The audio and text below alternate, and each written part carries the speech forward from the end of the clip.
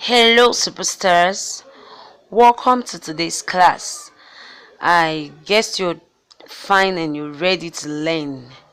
Our lesson for today is going to be on the topic arms of government. Can you repeat that? Arms of government. Okay. Now, the arms of government can also be called the branches of government. So you can either call it the arms of government or the branches of government. Now, there are three arms of government. We have three arms of government, which are one, the legislative, two, the executive, and three, the judiciary. So these are the three arms of government. Now let's talk about the legislative. The legislative is one of the arms of government. The legislative is the arm of government which make laws that governs the people. So the responsibility of the legislative arm of government is to make laws. Okay? Now, at the federal level, the legislature or legislative is called the National House of Assembly. It's called the National House of Assembly, and this National House of Assembly is divided into two: the Senate and the House of Representatives. Every state has representative in the National Assembly, and the total number of the members or in the House of Assembly is 360 members. So the House of Assembly has 360 members. Now the House of Senate, which are also called the senators, they are 109. So in the House of Senate we have 109 members or 109 senators. Each state has about 3 senators who are elected by the people of the state. The head of the senator or the head of the senate is called the senate president, while the head of the House of Representatives is called the speaker of the house. So when the National Assembly wants to make laws, both the House of Representatives and the Senate all come together to agree on the law.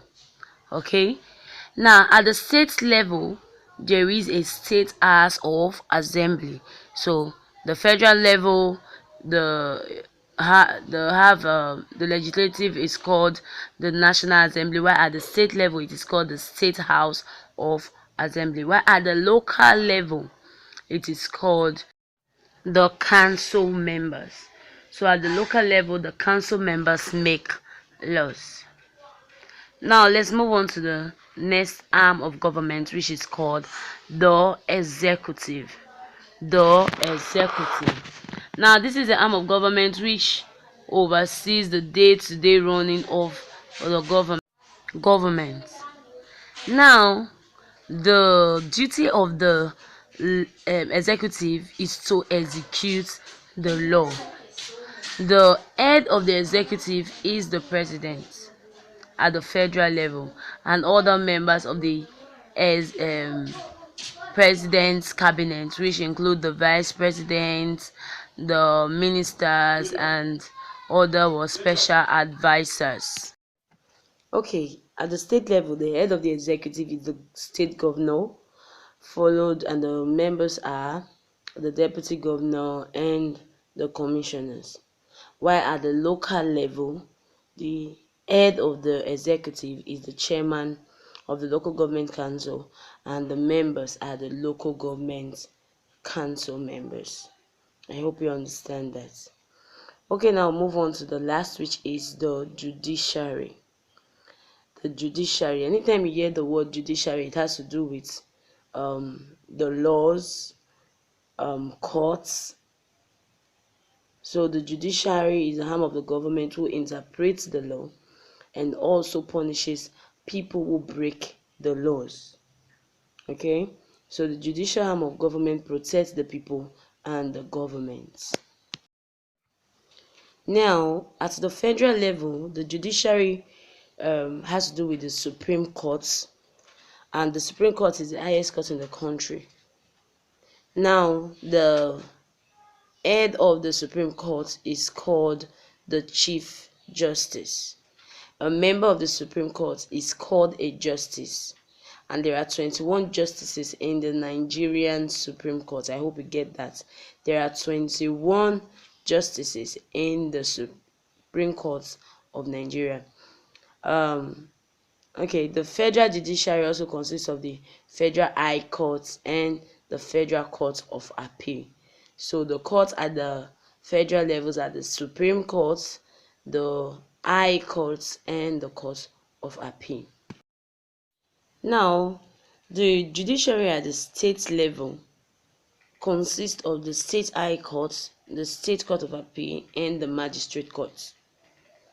While at the local level, the courts are the customary courts.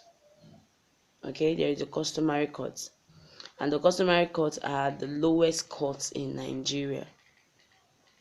Do we get it? While in the northern Nigeria, there is also the Sahara courts.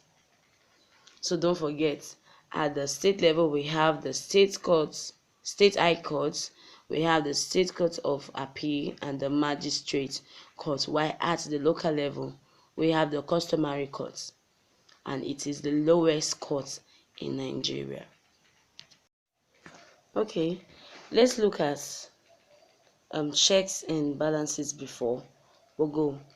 Now, the three arms of government need to check and balance themselves, and this enables the arms of government to ensure that no one becomes too powerful or abuse their power vested on them. Now, each arm of government is checked by the other two in different ways. For example, the president can veto a law passed by the National Assembly. What does this mean? If the president needs to sign a law and he refuses to sign it, that law becomes a veto law. Okay. Then also the Supreme Court can check the National Assembly by declaring a law unconstitutional. So these are some ways that the arms of government need to check and balance themselves. Now let's look at the cooperation between the local, state, and federal governments. Now, the three levels of government needs to cooperate. This is very important because it ensures that the affairs of the country is run smoothly. Now, for example, the states and local governments need to receive grants from the federal government. The local states and federal governments work together by making and enforcing laws that deals with crime and all this. So the three levels of government also need to cooperate with one another. Okay, so this is where we draw the curtain for today. Now let's take a look at some interactive questions before we go to check if we really understood the lesson. 1. At the federal level of government, who are the members of the executive? A. The president and his cabinet. B. The governor, commissioners. C. The chairman. The right option is A. The president and its cabinet. Then number 2 interactive question. What is the head of the House of Representatives called? What is the head of the House of Representatives called? A. Senators. B. Speaker of the House. C. Chairman. The right answer is B. Speaker of the House. So this is where we end the lesson for today. Thanks for viewing and bye.